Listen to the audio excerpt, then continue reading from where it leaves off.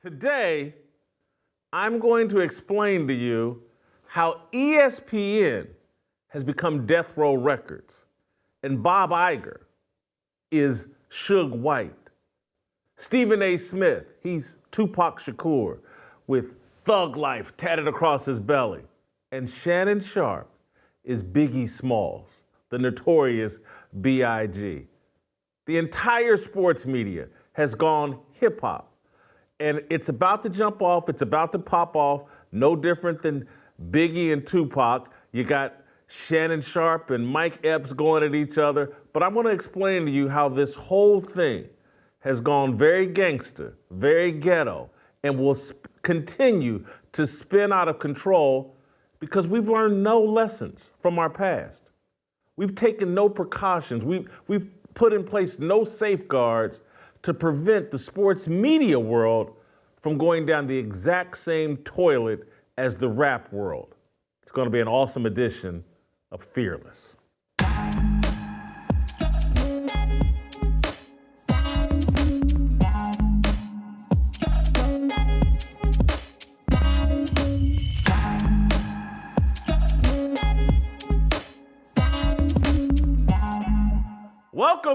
Welcome to Fearless with Jason Whitlock. I'm Jason Whitlock, your host. Happy Tuesday. Thank you for joining me. Steve Kim will join me a bit later in the show, but it's going to take some time for me to unpack my full thoughts here about what's going on in the sports media world and how the sports media world has gone gangsta, and this will not be a good thing. This is going to end the exact same way the rap music world has been destroyed by its move to the gangster element.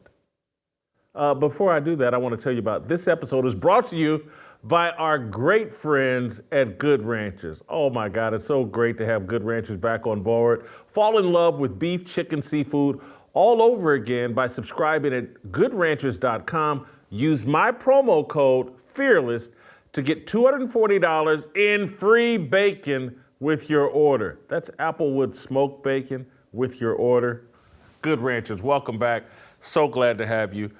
You guys have jumped on at the absolute right time because our content just keeps getting better and better and better. And today is another example of that. I'm sure those of you watching, listening at home, or wherever you're at in the gym, you're aware that Shannon Sharpe, Club Shay Shay, the guy that left FS1 and joined First Take and is now the king of all sports media, is involved in a bit of a beef with comedian Mike Epps. Shannon Sharpe's been getting all the attention of late. His Cat Williams interview went bonkers and did more than 50 million views, and that turned Club Shay Shay into the spot for the black entertainment industry. If you're a rapper, if you're a comedian, if you're in the black entertainment celebrity world, you want to be on Club Shay Shay. Mike Epps, a comedian from my hometown of Indianapolis, nationally known, well-liked, well-received. He was brought up, I believe, in the Cat Williams interview, and maybe again when Shannon circled back with Monique during the Fat Williams interview. He was probably brought up there too. But what he definitely was, what Mike Epps definitely was like, he wanted some of that attention and fame and celebrity that Monique and Cat Williams are getting. Mike Epps has a Netflix special coming out he needs to promote. And so he reached out to Shannon Sharpe via DM and tried to get on Shannon Sharpe's show. It did not happen. And the next thing you know, sparks start flying. And so I want to play you, just for context, what Mike Epps said on his recent comedy tour. He's on stage and he's cracking jokes about Shannon Sharpe. And then I'm going to play you Shannon Sharpe's response. But let's first start with SOT number one, Mike Epps doing stand-up talking about Shannon Sharpe. Shannon Sharpe called me trying to do an interview. I said, no, Medea, I ain't doing no interview. So you can sit across from me and look at my balls. I'll sit down. I thought he was going to attack Cat. Shit is called Shay Shay. Just telling you. Put a wig on and tell me if that ain't mother. All right, so that's Mike Epps going at Shannon Sharpe on stage.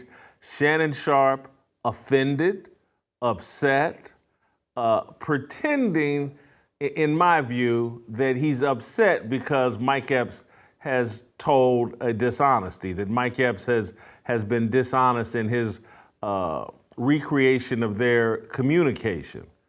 Mike Epps reached out to Shannon Sharpe. Shannon Sharpe did not reach out to Mike Epps, but Shannon Sharpe took it to the next level, and you can't convince me that this was motivated by who contacted who. This is about, in my view, it's about the jokes that Mike Epps is cracking on Shannon Sharpe about his sexuality. Let's play Shannon Sharpe's response. I'm gonna put this out there. And this one, I'm gonna fire this shot over your head, mofo, and you will know exactly who I'm talking about. Yeah. Mention my name again. Yeah. And I'm gonna put the DMs. And I don't like doing this. Yeah. But you're lying. See, and I don't care about all that other stuff. You can say I'm gay, and you can say I don't care about that because I won't chase a lie, but I won't let you lie on my name. Yeah. Now you can say all that other stuff. I can deal with that. Look.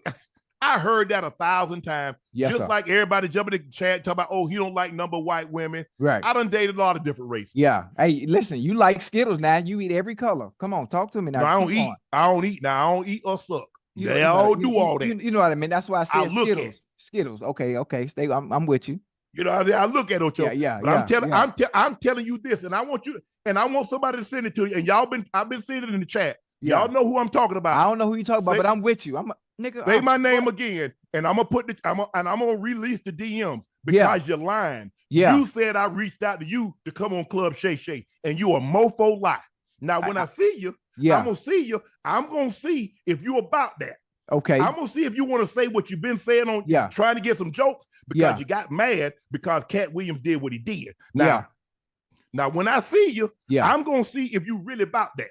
Yeah, and when I see you, no. I'm gonna see if him talking all that. Yeah. When it one of them tight ass leather pants trying to be funny. Yeah. But I'm gonna see if you're about that. Yeah. Say my name again. Now be be like Destiny's Child and talk about say my name. And I got something for your ass. Okay, I'm lost, but I'm with you. And whoever you talking about it, we go. What? Yeah. I'm with you. Like I said, first of all, them said I'm gay and this and that, it ain't affecting my bottom line. I'm gay. I've been happy for years. It ain't affecting my bottom line. Now, if it'll start to affect my bottom line, then I'm gonna make you put your cards on the table. Yeah. It ain't gonna be no flush either. I'm gonna make you put your cards on the table. But that don't bother me. It's that you lied and you didn't have to. Say your little joke, get your little laugh off, have fun, but just don't lie and said I said something when I didn't. And you know who you are, mofo. I'm calling you a mofo. Now, when I see you, boy, I promise you, I'm gonna pull up. I'm gonna pull up and I'm gonna see if you about that. Because I'm about it with you. Me too. As soon as I get our probation. Y'all know, like I said, I stay to myself, Ocho. Anybody tell you, I said it. I say when people say, man, that's not like Shannon, that's exactly who Shannon was. I let my guard down. Right. I'm gonna see you. Yeah. I don't know who we talk about. I'm gonna see you too. Let me take my glasses off. I'm gonna see you. We both gonna see you. Yeah, mofo. Now, if you really want me, send for me. I'll come. Yeah. Now, when I'm coming out, look here. I got special handling. I come with shipping and handling because I'm gonna make sure you get it. Yeah. Make sure. So this is why I'm calling ESPN Death Row Records. And ESPN is really the cutout that represents the entire sports media. We've moved into the rap music world and rap music lane because they have eliminated character as any part of the evaluation of the people that we're elevating. And now it's like an absence of character is actually a positive thing if you're in the sports media and you're black. If you're black and in the sports media, they want you to be devoid of character. They want you to be capable of doing what we just saw from Shannon Sharpe. There's a lane that black men have been put in by the puppet masters, by the people in control of the media and Hollywood, people like Bob Iger. There's a lane that they want black men in. Uncontrollable, no character, unreliable, volatile, and violent. And so, can we play the little tape of Shannon Sharpe at the Lakers-Grizzlies game? And just people, executives saw this. Everybody saw Shannon at the Lakers-Grizzlies game getting into a fight or getting into a dispute with Dylan Brooks and the Memphis Grizzlies players and nearly coming to blows. Everybody saw that video.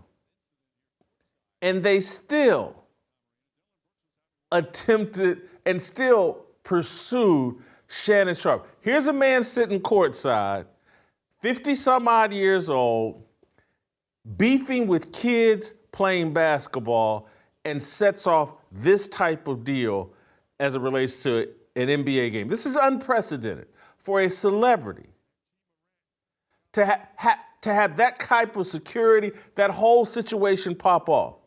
And instead of people sitting there going, whoa, Shannon Sharpe struggles to control himself, they said, oh, that's exactly what we want. How do I get more of that into my company? That's a black man with no self-control, no discipline, character issues at CBS when he got released, and then FS1 and Jamie Horowitz picks him up and puts him into this very ghetto role opposite Skip Bayless. This is what they're doing to the sports media world, and this is what they're doing to black men in the sports media world. There's a lane they want us in. Uncontrollable, potentially violent, low character. That's any of these guys that you'll see getting these from Aqib Talib to Steven Jackson to Matt Barnes. That's the preference. That's the blueprint. They're going to turn the sports media into gangster rap. And so, listening to Shannon Sharpe, I cannot blame Mike Epps at all for his response. Mike Epps had every reason on the planet to respond to Shannon Sharpe the way that he did. Let's play the Mike Epps response to Shannon Sharpe, SOT 3. Now, wait a minute. Now, I know Shay Shay. I don't know what grown-ass man got a name named Shay Shay, but I know this grown man is not mad at me. So many people talk crazy about you. They was on Saturday Night Live talking about you, imitating you, but now you want to fight me? Now, I'm not going to lie. I did DM you to get on the show. But I DM'd you to get on the show because you brought my name up when you was sitting there with Cat. And you was trying to get him to talk crazy about me, but he didn't. Okay? Now, second of all, talking about pulling up on me. You're going to be an all-star. I'm going to be at the all-star in my hometown. And I'm going to see you. All right? I'm going to see you, brother. And I'm just letting you know, I don't be doing no fighting lately. I don't do no fighting. So, there's only one other option. If you don't fight, you do blank. And Ocho, you shut up and go get some eyebrows. You looking like a whole milk dud sitting there agitating. We watched the white boy kick your ass on TV.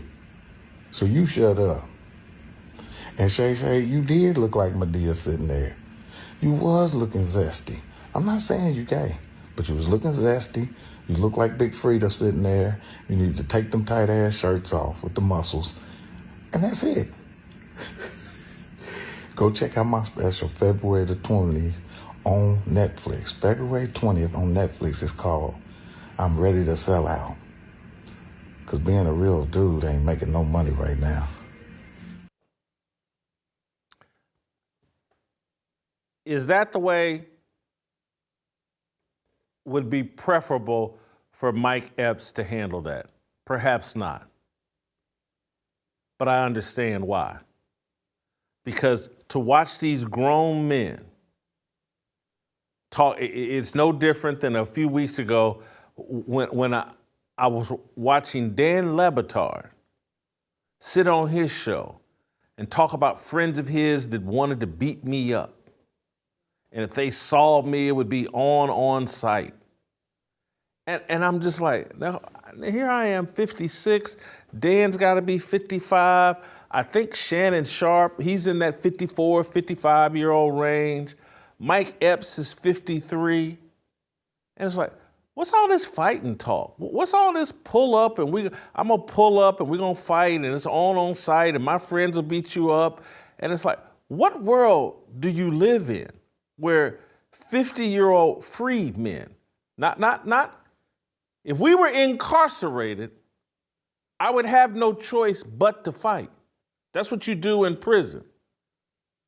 But when you start talking to grown 50-something-year-old free men, and you start talking, oh, you're going to get violent with them, it's going to be on site. Well, they have every right to let you know, I don't do no fighting, I'm in my 50s. And so I just got to say, to Mike Epps, I get it. Mike Epps is from Indianapolis. I'm from Indianapolis. It was silly and crazy. And I'm sure Shannon hadn't thought it through about NBA All-Star Weekend and just where Mike Epps is from and, you know, how deep his connections and roots are in Indianapolis. I'm sure none of that was thought through. But you know, for Mike Epps, I'm sure he would go on to say, like, you catch me out in traffic anywhere. And you talk about jumping on me and like, why would I do that? And so I don't blame Mike Epps. I blame Shannon Sharpe and ESPN and this culture that has been established where in the sports media world, because they've leaned into all of these compromised, low character people, because there is no standard of behavior for anybody in the athletic world, whether current or former. It's no different than what we saw at the Super Bowl with Travis Kelce. The man runs up on Andy Reid, pushes him, yells at him. No one cares. We have no respect for authority, for any type of hierarchy, for elders, for people in respected positions. We're not even modeling the kind of behavior for young people in terms of how we engage and interact with people. Shannon Sharpe is talented in this podcast era and in this new sports media world that we have. I've been giving him credit for that. But his character is not built for the position that he's in. He's not standing on enough truth. He's not standing on a strong enough foundation to handle what's coming for him now that he's at the top of the sports media profession, now that he is being a disruptor in the comedic world.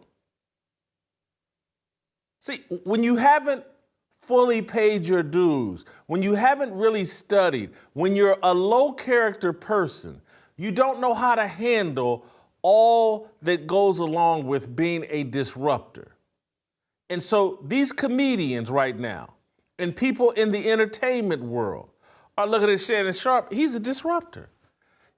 From out of nowhere, Shannon Sharpe has turned his podcast into the spot for comedians and people in the celebrity entertainment world as it relates to black entertainers it's the spot. He's disrupted the entire thing. And he doesn't fully understand, like, when you disrupt a system that's been put in place, when you reach the top, oh, they're coming for you. And you have to be built for it. And he's not built for it. And so Mike Epps has started cracking jokes on him. Suge Knight in prison is tweeting out shots at Shannon Sharpe. Suge Knight in the past week, I think it was maybe February 5th, Suge Knight tweeted out pictures of Shannon Sharpe with his male stylist, who used to be Kerry Rhodes' lover, the former NFL safety. This stylist that Shannon Sharpe has been parading all around LA and all around the country with, used to be Kerry Rhodes, an NFL safety's lover. Shannon's running around with him like they're BFF. And he's shocked that people are taking notice and are talking about it. But Suge Knight's sitting in a prison cell tweeting out, if this fruitcake who's always with Shay Shay, not his son, then we now know why they call him Shay Shay. Hashtag first take, Shannon Sharpe and Shay Shay. This is what you've made yourself a target. And are you built to be a target? Can you handle it? And so far the results are no, and I'm not surprised. You're not standing on enough foundation. You're not standing on truth.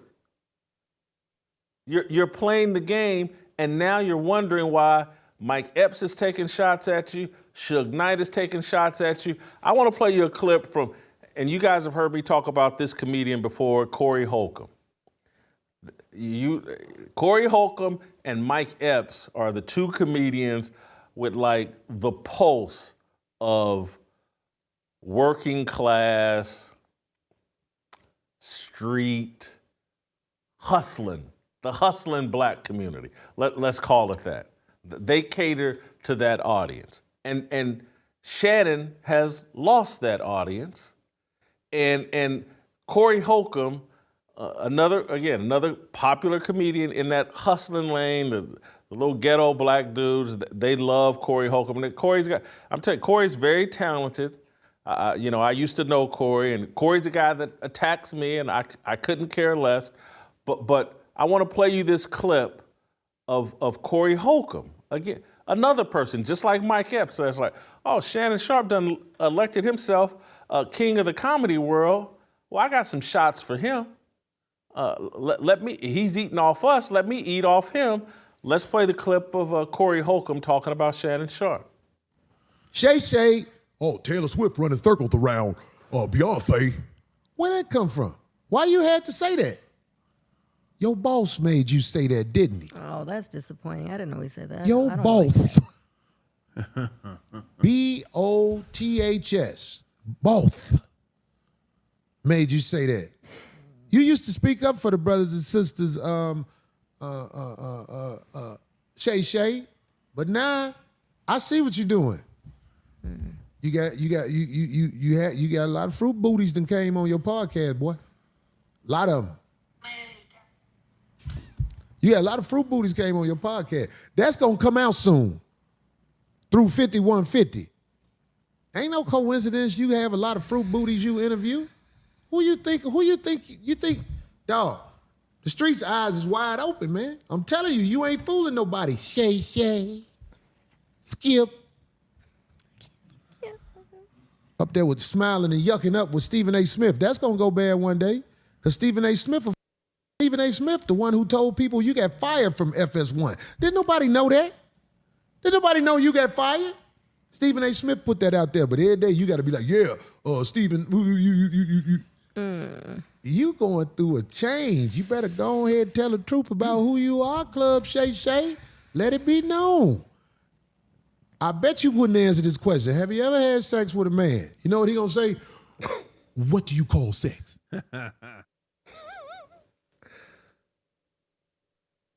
Biggie Smalls.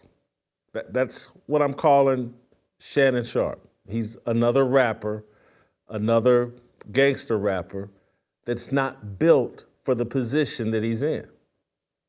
And these people are now taking shots at Shannon Sharpe, and he can't handle it. And so he wants to go to threatening violence. The shots are not going to stop coming. You've been placed in a position of leadership and authority and influence, and these shots are what come along with that. And you made the decision to put your stylist front and center everywhere, and so you brought this on yourself. And so it's, I want to play one other clip from Corey Holcomb where he talks about how Apple is controlling Shannon Sharpe, and then I'm going to wrap up on this aspect. What do you mean? No, he's getting money from Apple. I don't That's understand. what I just said, the sponsor, so it is because of the Right, people so that are what? backing him. You think Apple finna let him speak the way he... Apple has him know that. under Wow. control. They let him have the comics come on because comics making him He can't making talk. him famous. Apple does not have Shannon under control. No one does. Or what they're actually promoting is a lack of control. They want the sports media thing in all lanes where black men operated in. They want it all to be gangster. They want it all to be like rap music, debaucherous, stupid, unnecessarily violent, dangerous. And so people with low character are being installed and put in positions of power. And they've removed character from any part of the equation as it relates to black men. Being high character is actually a strike against you as it relates to black men. Being prepared to handle the responsibility of a position is a strike against you. This is how the puppet masters move, manipulate, and influence the culture. We had E. Michael Jones on, and he talked about this, about putting chains on people. And they put chains on black men. And there's a way that we have to, if we want success in the popular culture, if we want mainstream success, there's a way we have to act and behave. Shannon Sharpe, good doing that. Stephen A. Smith, good doing that. They answer to Bob Iger. He is the Suge White of this entire ESPN death row deal. See, this all connects to what I've been talking to you guys about as it relates to Stephen A. Smith. Stephen A. Smith answers to that man, Suge White. And what has Suge White done with ESPN's platform? Hey, let's promote Robert Griffin III. Let's have him come on and make illogical, race-based arguments about everything. Hey, let's put Kendrick Perkins on and have him take racist shots at Nikola Jokic and cost him an MVP. Let's make Shannon Sharpe a part of First Take and Stephen A. Smith's partner. Let's make Stephen A. Smith the gold standard in sports media, the face of ESPN, the gold standard for black men who want to enter the sports media space. Let's have Stephen A. Smith be that guy. Stephen A. Smith, and I've been trying to explain to you all. You all think I'm just in some little beef or feud with Stephen A. Smith and that I'm just taking unnecessary pot shots or I'm just doing it for clicks. I'm trying to explain to you what role and what lane they've carved out for black men. And that's why I call Stephen A. Smith Tupac Shakur. Tupac is the most influential rapper of all time. More influential than Jay-Z and all these other people that these groupies will, and not that Jay-Z's any better, but Tupac, he's the guy that really set the blueprint for all of this. and that's Stephen A. Smith. And so Tupac is the gateway drug to what we have now with Cardi B and Sexy Red and Ice Spice and how we got all the, I mean, it was, I don't know if you could get any worse than where Tupac and them had it, but it is worse now. Tupac at least had rap talent and some skills and some storytelling ability, but he's the gateway drug. He's how we got to this point of just insanity, depravity, perversion, pornography. The whole genre of music is just an affront to God. Tupac is how we got there. And Stephen A. Smith is how we got here. Because if you're really listening to what I've been unpacking to you all for the past month or so about Stephen A. Smith, low character, a pathological liar, someone that comfortable spewing dishonesty after dishonesty, stacking lie on top of lie. That's a low character individual. That's someone disconnected from truth. And so we should not be surprised that when called out on his lies, how did Stephen A. Smith respond and react? Did he act like someone who had some common sense, some professionalism, some class, a standard that he holds himself to? Could you imagine being at the top of an industry, one of the highest paid employees at the worldwide leader in sports? Someone questions the lies you told in your memoir, exposes the lies you told in your memoir. And your response is, oh, I'm gonna tape a 45-minute profanity-laced diss tape.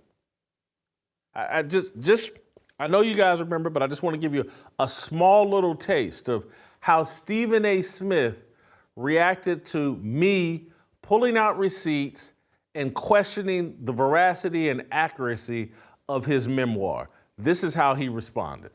Human being I've ever known. I don't know of another human being worse than Jason Whitlock. He is a piece of shit.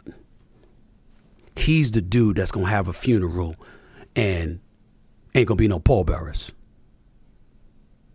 Might be 2 people to show up. He's that dude. He is the absolute worst. He's a sorry, fat piece of shit. A no of the worst order.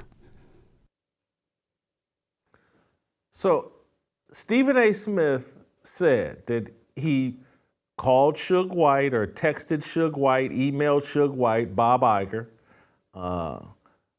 emailed Burke Magnus and Dave Roberts, the higher-ups at ESPN, and told them, hey, I called his minister, called his sister, I'm going to rant and rave and curse and call names, and I'm gonna create this whole distraction, and that's gonna be my response to Jason Whitlock's legitimate questions, legitimate points about the lies told in his memoir. And people are trying to reduce these lies to, did he play one game or not? Was he on the basketball team or not? No, go back and watch the tape. Go back and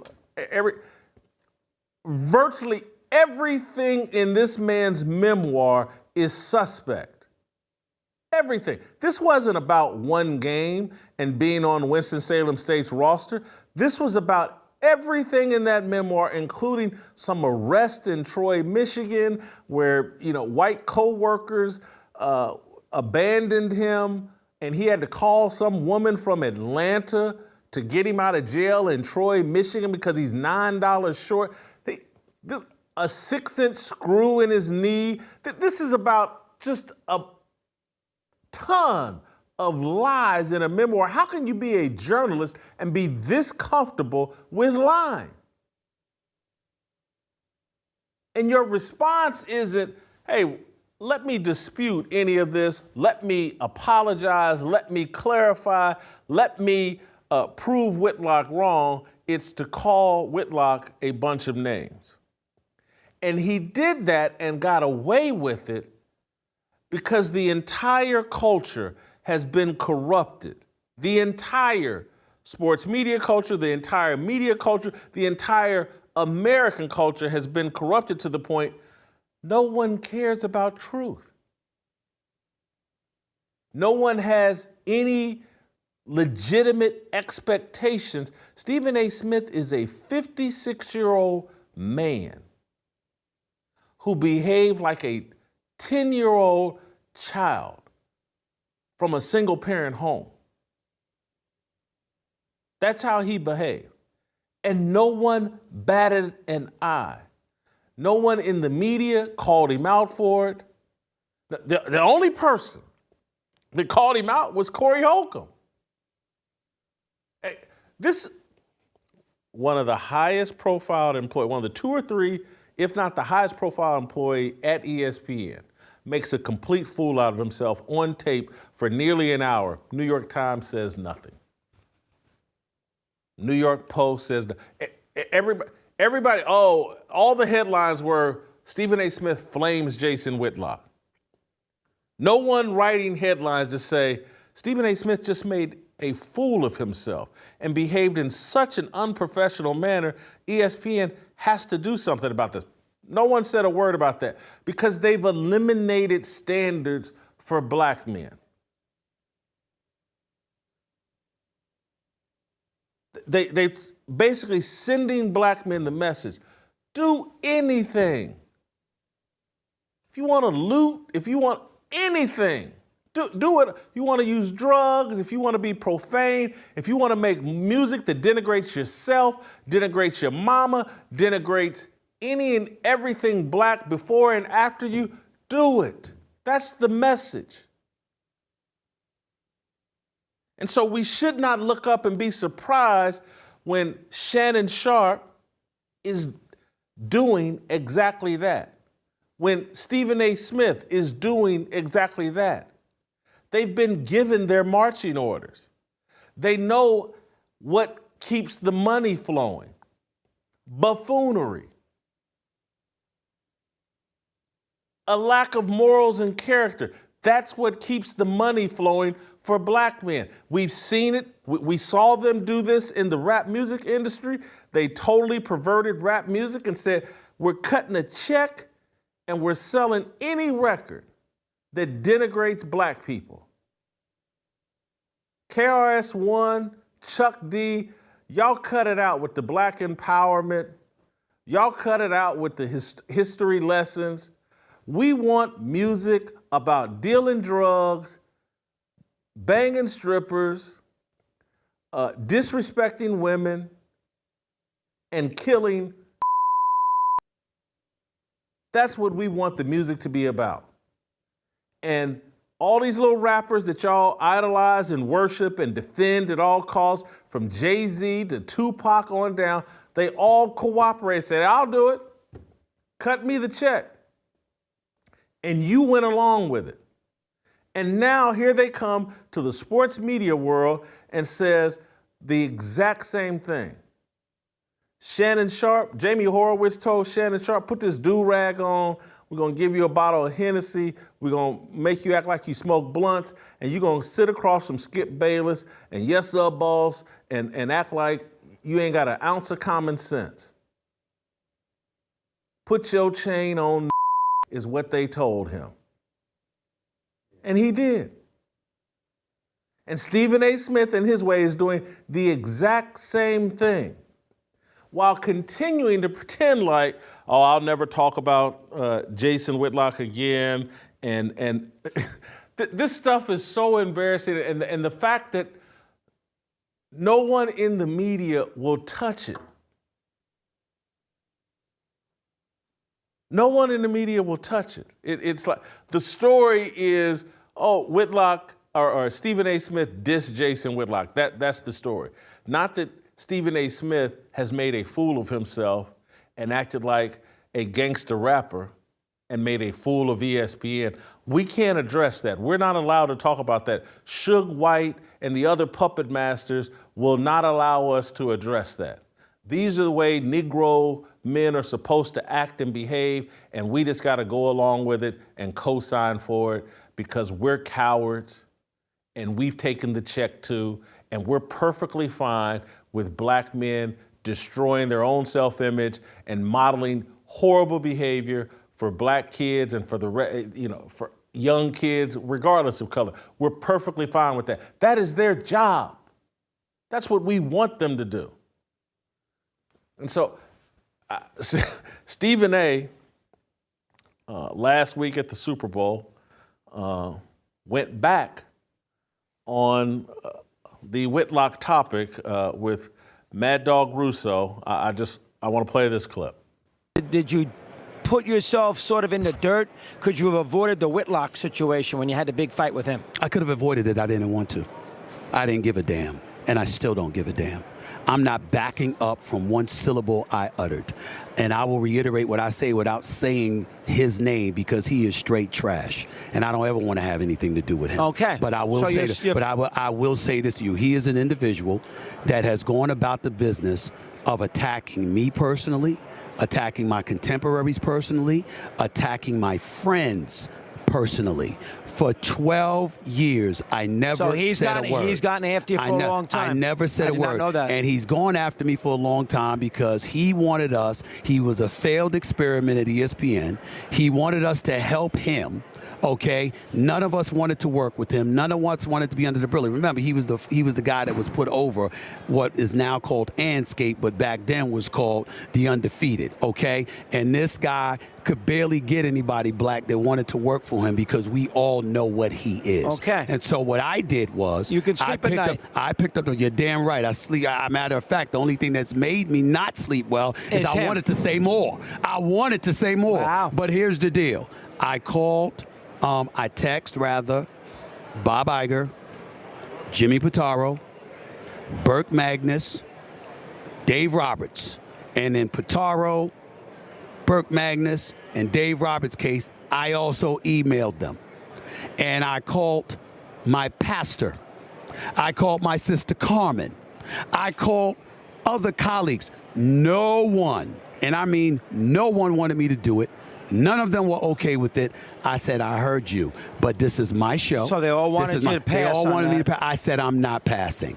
Now, after this, I'll pass. But I wanted to do something. Get off your chest. Get it off my chest. And I wanted it to be a situation where whenever this man brought up my name again, the world knew exactly where I stood with him and why. Now you got you let it go. I'll never say anything about him again like that. I'll never speak like that publicly again. That's not my style. But do I despise him? You damn right I do.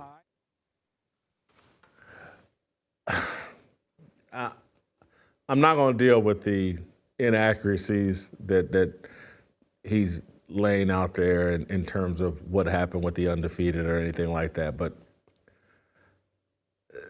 Stephen A., you're not built for the position that you've been placed in. You're there as a prop and a fraud. You've been installed because of your low character, because of your comfort with dishonesty, your comfort with lying. Any of this, some of this, any of this could have been put down a long time ago by just coming clean and responding to any of the dozen legitimate questions that are raised in your memoir. How can you be a journalist and be respected as a journalist and an arbiter of truth if you're that comfortable telling lies and exaggerated stories about yourself and putting them in book form and then going on interviews and exaggerating the lies even more? There are so many clips of you lying, exaggerating, distorting, just clearly talking ignorantly and foolishly and deceptively about your own personal history. It calls into question everything about yourself. Who publishes a memoir with no pictures? It's great they got the little Wilt Chamberlain photo of you in a jersey, but again, we're the same age. I got so many pictures of my college days, and I'm not even a picture taker, but my friends and people I went to school with got thousands of pictures of me in college. We're in college at the same time. You got none. You're running around with some little midget named Gary Stevens pretending like y'all were teammates at Winston-Salem State. This man played college basketball at some tiny school in New York. And y'all running around the country pretending like y'all Winston-Salem State teammates. Just answer some of that. You don't have to talk about me. It's unnecessary. I didn't raise a bunch of questions about me and you. Instead of addressing the questions I've raised about you, you want everybody talking about me. And the problem you got there is I'm very comfortable with everybody talking about me, lying on me, saying all kinds of exaggerated things about me, because I'm actually built for it and I'm standing on a truth that I couldn't care less what y'all say.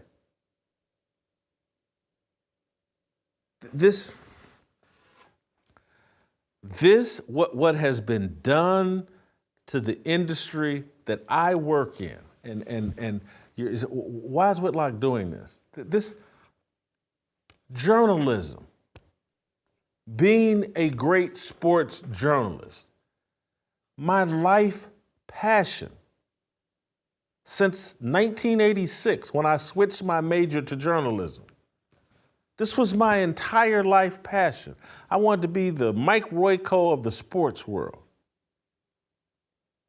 And I've watched ESPN, the worldwide leader, destroy the sports media world. And I've watched people try to point this direction, this person, that person. It's ESPN. They anointed themselves and were in position to be the worldwide leader. And they've driven the sports media world into the toilet and down the exact same lane as rap music. And no one said a word, and everyone defended rap music. And oh my God, if you criticize rap music, you were a sellout, an Uncle Tom, or you were racist. And now we sit up and look at this filth that's being fed to our kids. The music's embarrassing to listen to in any type of adult setting with any respected person, setting with any kids involved. The music is embarrassing. It's a poison. And we said nothing as this process went on in destroying and making rap music a tool of the devil. We said nothing. And now I'm looking at the exact same thing happen to my profession. And it has happened. It's probably too late. We've destroyed any respect for truth. We've destroyed any respect for high character, honesty, a pursuit of truth. We've installed liars and criminals and people of bad character at the highest levels of all. Did y'all see last week Matt Barnes, Showtime invested in and ESPN invested in? Matt Barnes, the former NBA player with no self-control. This dude is now threatening a high school student. At a high school basketball game that Matt Barnes' son was playing in, Matt Barnes goes over and threatens the kid calling the game on a live stream. Did y'all see this? This was just last week. These guys are out of control. And there's no repercussions for this. This isn't the first time Matt Barnes has done something idiotic and beneath the position he has in the media space. But this is what they want. We remember Steven Jackson checking in with O Block? Steven Jackson, grown man in his 40s. He's going to check in with gangbangers in Chicago. And trust me, I get why Steven Jackson's doing that, because Steven Jackson is really about that life. That is how he grew up. And so he is being authentic. But if I'm some media company, it's like, is this the guy that I'm empowering, that I'm making front and center? And if so, why? Why? What's the game plan here? Why are we doing this? Why are we empowering someone that wants to go check in with O-Block? He's being authentic to himself. But as a company, as a corporation, as a media outlet, as someone trying to invest and allegedly improve American culture, hey, let's make Steven Jackson a superstar. Let's make All the Smoke the most successful sports athlete podcast we have. Why is that the play? And where does this end? As soon as any of these companies say, Aqib Talib, he and his brother just got involved in a situation where somebody got murdered. Oh, we got to replace Aqib Talib. Let's go through the police scanner. Didn't I just hear Richard Sherman trying to beat down his in-laws' front door and trying to attack his wife or somebody? Yeah, Richard Sherman would be the perfect person to replace Aqib Talib now that Aqib Talib's brother's facing murder charges, and now that most people believe Aqib Talib instigated that murder. Who could we replace Aqib Talib with? Oh, that's right. Richard Sherman. He has no self-control. He's a loudmouth. He's potentially violent. Let's empower him. ESPN has turned the sports media world into death row records. Bob Iger, Suge White, Stephen A. Smith, Tupac Shakur, Shannon Sharpe, Biggie Smalls. Now, I do want to be fair and put this button on everything that common sense has paid a visit to Shannon Sharpe, and he's backed down and said that I think he tweeted out that he's going to meet with Mike Epps in Indianapolis. He put out some apology, I think. He's speaking in the third person in the tweet. Unc and the real Mike Epps have decided to have a man-to-man conversation in Indy at NBA All-Star Weekend to discuss our differences. We both realize this situation could have been, should have been handled differently. I apologize to family, friends, loved ones, and my fans. Club Shay Shay. So there has been a ceasefire called between Shannon Sharpe and Mike Epps, thankfully. But we will be revisiting this again because Shannon Sharpe is talented. I give him credit for the success of Club Shay Shay. There's parts of the show that I find enjoyable, but he is not built for the position he's been placed in. And he's been placed in that position. He's been installed because he fits the profile of the type of guys that the puppet masters install in those positions if you're black. You have to be dangerous. You have to have no self-control. You have to be irresponsible. You have to be potentially violent unnecessarily to get those positions. Welcome to Death Row. Last year, because of you, Preborn's network of clinics saw over 58,000 babies saved. Thank you to all who made this possible. Let's celebrate these precious babies. When Antoinette found out she was pregnant, she was in a bad place. She didn't know how she could raise her child on her own. She searched for an abortion clinic, and God led her to a preborn clinic where she met her baby on ultrasound. When she saw her baby and heard the heartbeat, she broke down crying, and the nurse reminded her that babies are a blessing from God. She chose life. Her daughter's name is Treasure because she is a gift from God. There are countless stories like this every day thanks to Preborn, thanks to your support of Preborn. As Fearless Army soldiers, we must continue to support Preborn because Preborn believes what we believe, that life begins at conception. They provide ultrasounds. They provide the support that woman needs to get through the pregnancy and the first 2 years of that baby's life. There's 2 ways to give. You can hit pound 250, say the keyword baby, pound 250, say the keyword baby, or you can give the way that I prefer to give, preborn.com/fearless. That's preborn.com/fearless. Growth requires sacrifice will be our theme for Roll Call 2.0 this summer, June 1st, right back here in Nashville.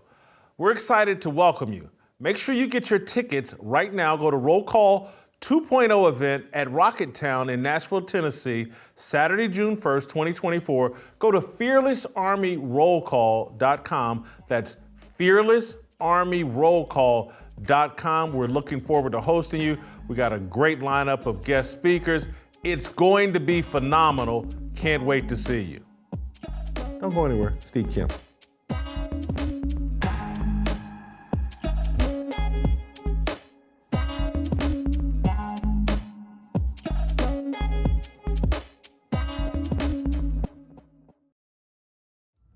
Hello, Fearless Army. I'm Jason Whitlock, your leader. I'm going to spend 2024 discussing growth and sacrifice. Hard times are here. Harder times are coming.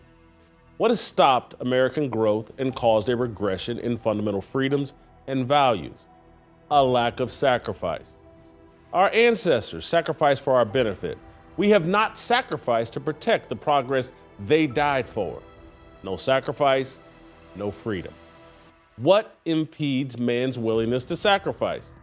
His ignorance, his perversion, his pride, his ingratitude, and his cowardice, his rejection of God. The Bible is a story about the power and the necessity of sacrifice. Sacrifice is the sun, rain, and fertilizer of growth. Growth is our life purpose. Grow in the knowledge, wisdom, fear, obedience, and reverence to the Most High. Growth requires sacrifice will be our theme for Roll Call 2.0 this summer, June 1, right back here in Nashville. We're excited to welcome you. Let me spend a minute explaining what GROWTH actually stands for us in the Fearless Army. The G is for game plan. In order to properly grow, it's essential we work from the strategic game plan spelled out in the Bible. The R, responsibility. As we grow as men, we understand and accept our responsibilities to God, family, and teammates. The O, ownership. We embrace ownership of our destiny. Outsiders do not determine our fate. The W, wisdom. We honor, value, and share the wisdom imparted to us by elders, coaches, and leaders. The T, trust. We must be worthy of trust.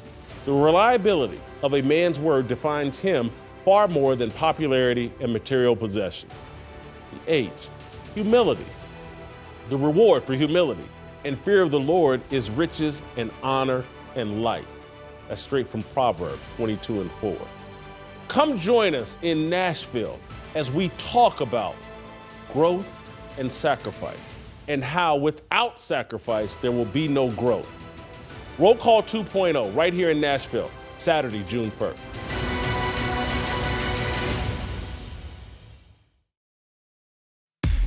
모두 다 빨리 박수 쳐 기다리지 말고 서둘러 Reason that I'm back is to feed you raps and I see that you are 배불러 So fly All right, welcome back. Time for some Korean co-sales. Steve Kim joining us from Los Angeles. Steve, we've got a Biggie Tupac situation between Mike Epps and Shannon Sharpe. It's been de-escalated, I think, for the moment. They say they're going to meet in Los Angeles. My argument is that Shannon Sharpe is not built for the high position that he's in, and he's reacting poorly to the predictable blowback you get when you're at the top of the mountain and you're a disruptor. He has not handled that well at all. Your thoughts? Well, okay, first of all, great analogy, but the question is who's Suge, who's Puffy, who's Tupac, Who's the big fella? You know, who's the other one? I forgot. I got Bob Iger as Suge White. Okay, Suge White. I've got Stephen A. Smith as Tupac Shakur. Put the pictures up of these guys so Steve can enjoy them. We got Stephen A. Smith with Thug Life tatted across his belly. And I have Shannon Sharpe as Biggie Smalls. So all right, so he's the notorious one. Interesting. Yes. Is there going to be a Source Awards here? Because I'd love to see it. Wouldn't want to go to it. We just want to watch it from the safety of my living room. Far, far away. Trust me, in the safety of suburbia. Okay. Yeah, it's interesting. I'm glad it was de-escalated, but I thought it was really interesting because I enjoy a lot of what Shannon Sharpe does with Ocho Cinco, and I know they had a discussion over it.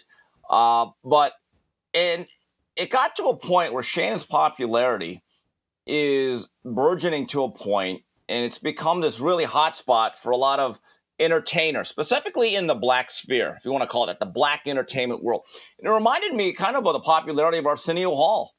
I mean, you had to be our age, Jason, to really understand the impact that he made from about 1988 to about early 1991, all the way up until the time he had Louis Farrakhan on, and then everything just kind of went haywire with that show. But at its apex, I thought it was a cultural touchstone. And it was like, hey, if you're too young or not white and you didn't watch Johnny Carson, you watched Arsenio Hall. It was the place to be. It had hip-hop acts that no one else would put on. Certain individuals would go on there and they felt really, really comfortable.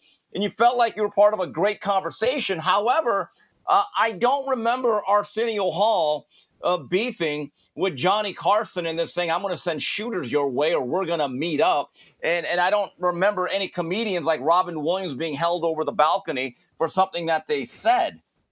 I'm just like, guys, this is something, if you want to make it into a franchise, you have to act a little bit better than this. And I was surprised because Mike Epps always seems like a nice guy. I don't know much about him. I've enjoyed his career. But when he flat out said, you're coming to my city and I'm not throwing punches, but he insinuated something else, I was like, woo, Mike's got shooters. And I'm just glad cooler heads have prevailed. They could talk like men. They could dap it up. And who knows, maybe they could do an hour interview where Mike Epps slanders everybody else the way Cat Williams did. Look, I don't have a problem with Mike Epps' response. Shannon Sharpe basically threatened this guy and said, when I see you, we're going to find out if you're about that life, and, basically threatened physical violence. And Mike Epps at 53 is like, man, I don't do no fighting. And, some swollen up, steroided up football player wants to jump on me. I know how I'm going to solve it. I'm going to do what George Zimmerman did. It makes perfect sense to me. I just think Shannon is off in waters and territory that he couldn't have prepared for. He had no idea that Cat Williams interview would launch him into a stratosphere where jealousy would set in among other comedians and they want to come on Shannon's show and have the opportunity to do exactly what Cat Williams did and what Monique has done. And Shannon's got to be willing to roll with those punches rather than expect these guys not, sitting there thinking these comedians aren't going to use him as fodder. If they can't get on his show, they certainly going to crack jokes about him. I just think Shannon sounded naive and stupid. Yeah, it's interesting. If you're going to be the platform for people to air grievances and a guy's just going to spray bullets all over, there is a chance you might catch a stray or you become collateral damage.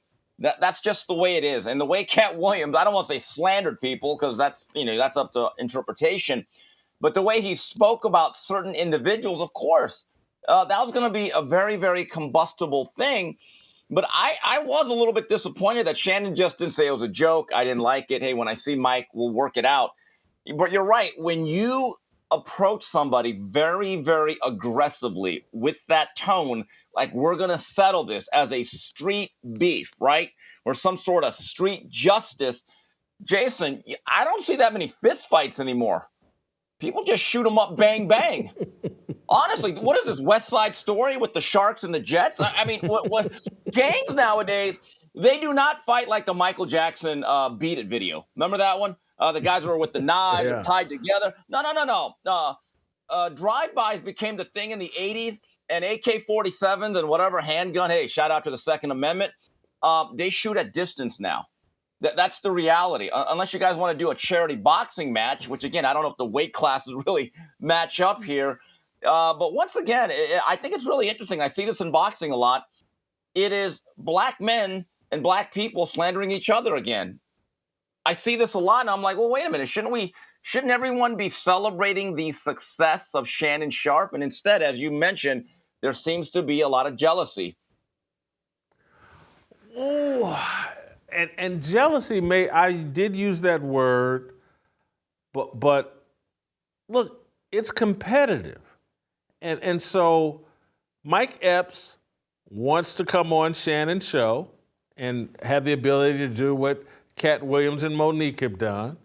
Shannon and them, I guess, weren't that interested. And so Mike Epps said, oh, okay, well, if I can't come on the show, I can certainly get content out of it. You've been running around with your gay stylist, calling him your BFF. And so I'm going to get these jokes off. I mean, Shannon put himself in this position. And so he's going to get these jokes off because that's what comedians do. I have to completely exonerate Mike Epps in this situation. He's a comedian. Shannon is ripe for a comedic spoof. He talks funny.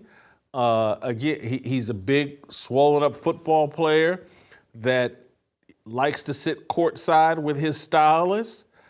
These jokes write themselves. I just can't blame Mike Epps in this scenario. I put all the blame on Shannon Sharpe. Yeah, I mean, look, let's just put it this way. I have never heard of Jay Leno threatening physical violence on a comedian or a show because they busted a joke about his jaw. Never heard David Letterman do it. I mean, he'd make his own jokes. He'd do his own spoofs. Never heard about, hey, let's play a little game of bang, bang, shoot 'em up.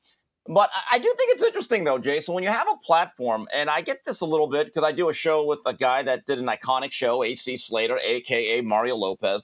And once in a while, I'll get like, hey, Steve, can we come on your podcast? And I'm like, why? My view is this. You should not invite yourself onto any other one's show.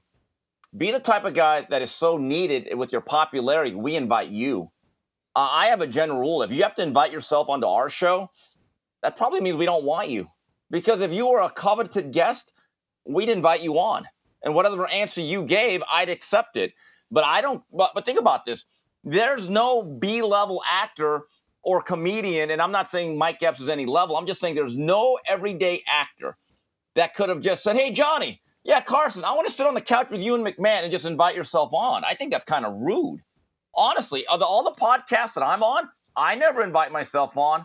They want me, but I've never actually volunteered to go on anyone else's show. Got it. But you're not as aggressive as most celebrities are. And again, Mike Epps got referenced on the Cat Williams interview. And so Mike Epps has every right to say, well, let me go on here and I can be just as funny as Cat in his mind. I got just as many great stories to tell as Cat. Let me throw it out here. And I'm just, a comedian is going to be a comedian and look for jokes. And so it's like, oh, okay, I'm not going to go on Shannon's show. I'm going to get these jokes off. It's up to Shannon to ignore them and realize, hey, I'm in a lane and in a space and I'm at an elevation where people are going to come at me and I just have to accept and deal with that. I look at his threats, Shannon's threats, and I tie them together with Stephen A. Smith's rant about me. The standard for professional behavior for these high-profile ESPN sports media types as it relates to black men is so incredibly low that they can do almost anything. If Shannon Sharpe wants to come on a show butt naked and fart in people's face, ESPN would just look the other way because he's a black guy And Stephen A. Smith made a complete fool out of himself and ESPN with his, profanity-laced tirade at me. No repercussions, no nothing. The standards are just incredibly low. Well, as I've said before, this is a Kimism. The standards you set for somebody is what you think of them. I'll just repeat that. But this is all part of the I'm unapologetically me, right? That's the term that people use. But it's also the freedom that you have when you create your own platform. Stephen A. Smith, the stuff that he does on his podcast, he would not do under the auspices of ESPN, and I'm assuming neither would Shannon Sharpe. It was funny over the weekend. I'm kind of focusing on the Super Bowl. I was at the fight on Thursday, and I'm on my Twitter timeline. I'm thinking Mike Epps is beefing with Shannon Sharpe. I had no idea what it was about. I really didn't until I started to. I'm like, what would they possibly be arguing about? And then I found it a little bit silly. And look, I get it. If someone says something about you personally, it's easy to say, well, let it go. Look, we're all humans. We all have emotions. Shannon Sharpe is from a testosterone-filled industry of the National Football League. But I do wonder, though, if it surprised them that instead of backing down, Mike Epps actually said, oh, okay, well, I'm going to load my chamber with bullets. I'm ready. And then I think Shannon said, whoa, wait a minute. I didn't want to go there. Well, you went there. I don't think you went there knowingly. There's a difference. Yeah, Shannon picked the wrong city, Indianapolis, Mike Epps' hometown. This city. And yeah, he picked the timing's bad, the whole nine. It's a mistake on Shannon's part. Jason, Steve, I have a question. Jason, since he's coming to his city, and I know the way this thing works, does Shannon now have to check in with Mike Epps? Does he have to give him a little Pretty tithe? much.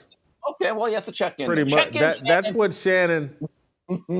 That's basically what Shannon announced is that I'm gonna check in and drop this tip off because I don't want to go all off into Mike Epps and what neighborhood he grew up in and all that, but Shannon needs to be careful. Indianapolis does not play like a lot of these urban cities.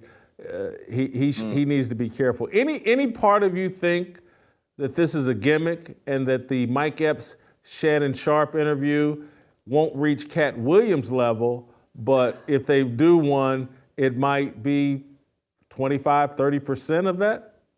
Well, I've seen a few of the videos from the content creators that deal with these type of conflicts, and there is a theory that whether they meant to or not, should there be a Shannon Sharpe, Mike Epps summit, a peace summit, right? Like the Bloods and the Crips coming together. They have the bandanas and they hold them up together. That whatever audience you were going to have is now 33% bigger. So maybe unknowingly, they did a great job of marketing this. Yeah, and they'll be playing "We All in the Same Gang" in the background. Self-destruction. We're headed for self-destruction. Anyway, yeah. Speaking of singing, Steve, I know that you wanted to comment. I know you teared up Super Bowl weekend for the Negro National Anthem. Lift every voice and sing. Did you want to sing a few bars? You have some thoughts on the Negro National Anthem? Did you do anything to celebrate that? Well, let me just say Perhaps one thing. Go to Popeyes? Yeah, when I went to the Super Bowl Palooza hosted by Coach JB, first of all, when that anthem was being played, I was probably in the taco line. Okay, let's just be very honest. But to be fair, I was also probably still in the taco line during the Star Spangled Banner. What I find interesting is I saw a video, and I think you probably have seen it, Stephen A. Smith wagging the finger at old Megyn Kelly. It's like, how dare you, Karen, not feel the way about the Black National Anthem the way I do, because I'm from the Bronx, and I scored my 1.5 point. Okay. That being said, here's the problem I have with that thought process of anyone that is trying to shame other people into standing for it or respecting it to the same level of the Star Spangled Banner.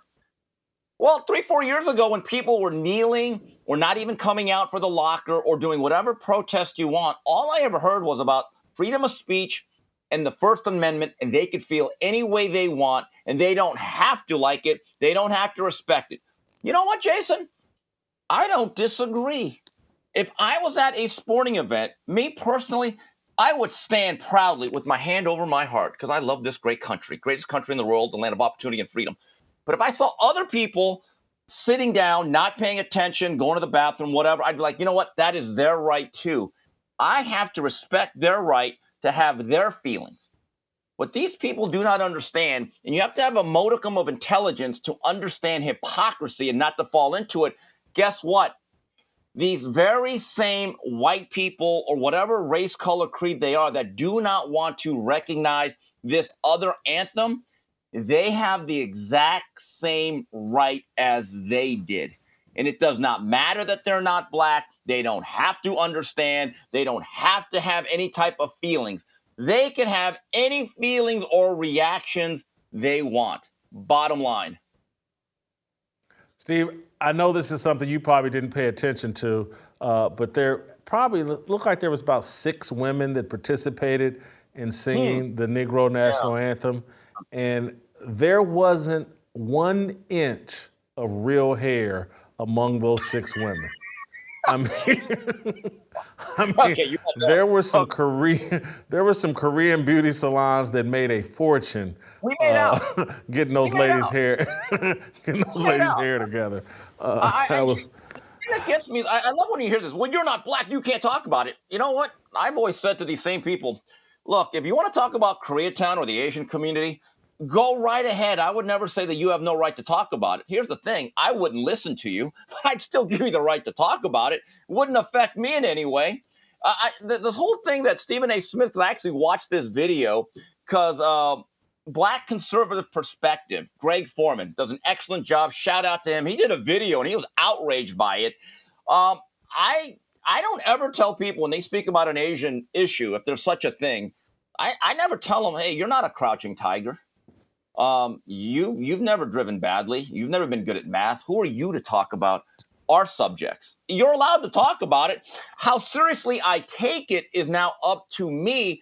And I would tell Stephen A. Smith, you've never been a white female in America.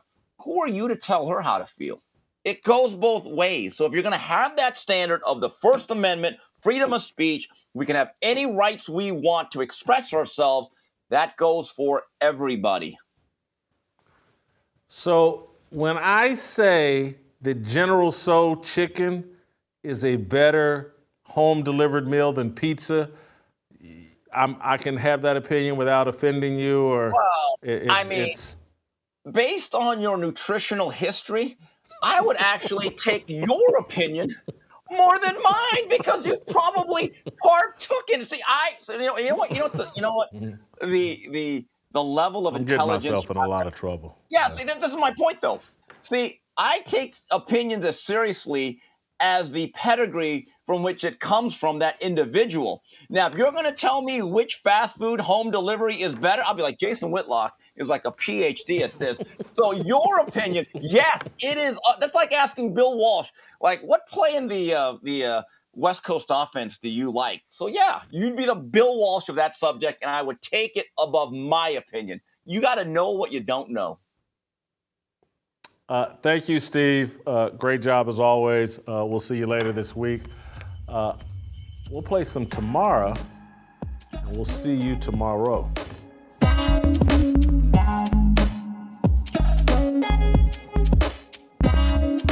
Waiting for the countdown, coming off the breakdown, standing in line for freedom. Looking for a breakout, feeling like a standoff, nothing in life like freedom. Came in like a fighter, striking like a ladder, making all these moves for freedom. I want freedom. No negotiation, my sister, no relation. We all just wanna have freedom. Sitting on a corner, never been alone. I'm breaking my back for freedom. Blessed, we are living, get back. We are receiving, no deceiving. We all wanna be free. We want freedom. I wanna